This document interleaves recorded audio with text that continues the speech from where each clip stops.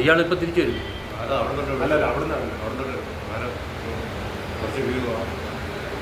അയാൾ തിരിച്ചെവിടെ പോട്ട്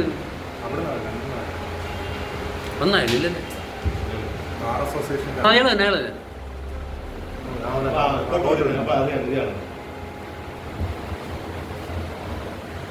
വണ്ടി അവർ ചോദിച്ചു നമ്മൾ വർത്താനം പറഞ്ഞല്ല അയാൾ തിരിച്ചു പോയി.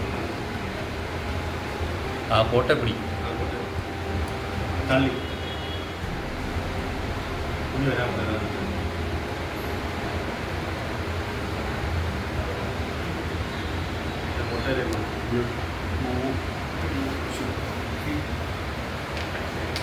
അവരാ പെണ്ണ് കൂടെ പിടിക്കുന്നത് അതിന്റെ വാർത്തയേ ഉള്ളൂ നമുക്ക് കാണാൻ പറ്റും.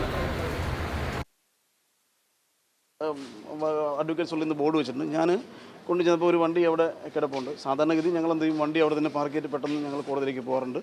ഇനിയിപ്പം വക്കീലമാർക്കുള്ള വണ്ടി മാത്രമാണ് വണ്ടി ഇടാറുള്ളത്. സോ നമ്മളത് അഥവാ ഇനി വേറെ ആരെങ്കിലും വണ്ടിയാണെങ്കിൽ എന്ത് ചെയ്യും, നമ്മളെ കോടതിയിൽ നമ്മുടെ അസോസിയേഷൻ ആൾ വന്ന് അവളുടെ ഇന്ന വണ്ടി ആർക്കെങ്കിലും ചോദിക്കും മാറ്റാറുണ്ട്. അപ്പം ഞാൻ സ്വാഭാവികമായിട്ടും വണ്ടി ഓടിയിട്ട് ഞാനങ്ങ് പോയി.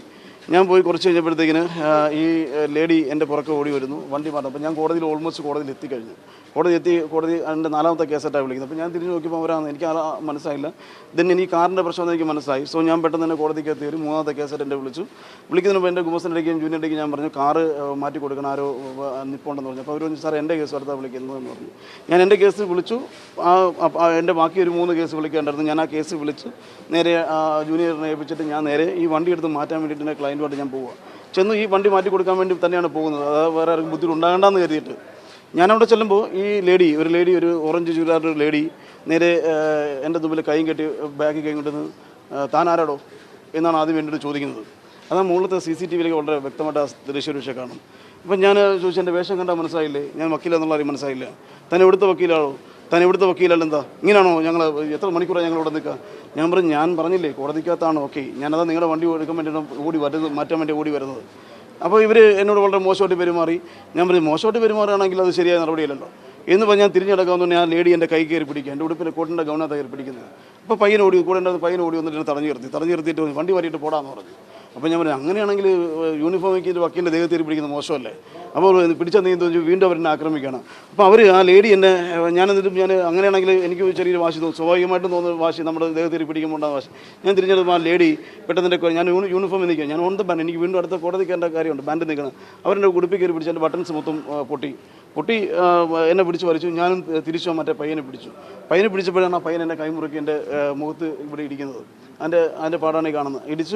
ഇടിച്ചു കഴിഞ്ഞപ്പോൾ ഞാൻ പെട്ടെന്ന് തന്നെ ഈ ലേഡിയും കയറി അറ്റാക്ക് ചെയ്യുന്നുണ്ട്. അപ്പോൾ ഞാൻ സ്ത്രീ കൂടെ ഉണ്ടായത് കാരണം എനിക്കൊന്നും ചെയ്യാൻ പറ്റുന്നില്ല. ഞാനപ്പോൾ എൻ്റെ തൊട്ടപ്പം രശ്മി സിദ്ധറുണ്ട്, സന്തോഷമുണ്ട്, അവിടെ ബാക്കിയുള്ള വക്കീലുമുണ്ട്. ഞാൻ പെട്ടെന്ന് അവിടെ നിന്ന് വിളിച്ച് പെട്ടെന്ന് ഇവിടെ ഇഷ്യൂ ഉണ്ട്, പെട്ടെന്ന് വരാൻ പറഞ്ഞു. അപ്പോൾ ഇവർ എല്ലാവരും വിളിച്ച് അവിടെ എന്താ?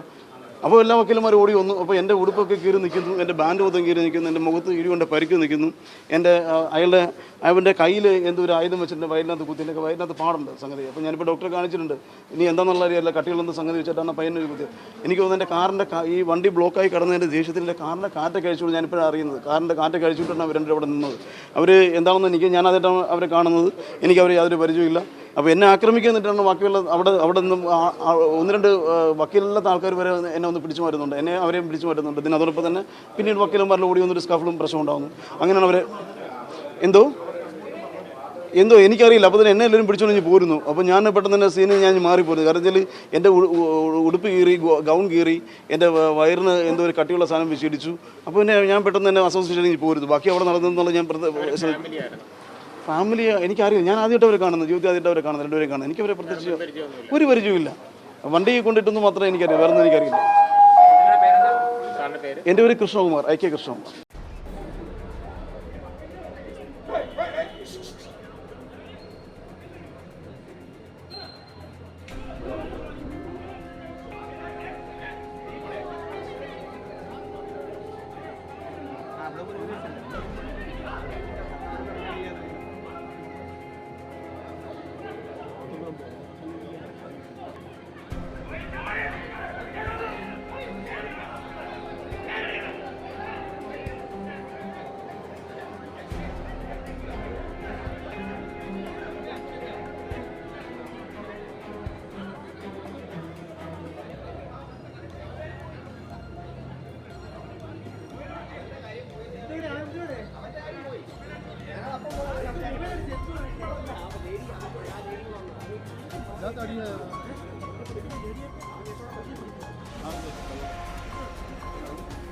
ഇങ്ങോട്ട് പോയി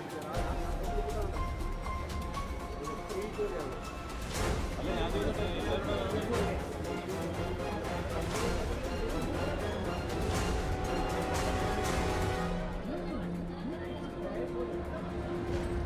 അങ്ങനെ ഇരിപ്പതാണ്